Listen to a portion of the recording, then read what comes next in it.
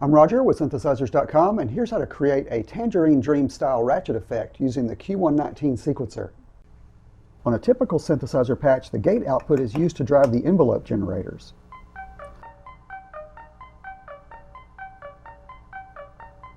But on this patch, I'll use the Q106 oscillator to create 2 beats per step. Our envelope generators will be driven by the oscillator's pulse output. And we need to sync the oscillator to the sequencer's clock, so the 2 beats start at the beginning of each step.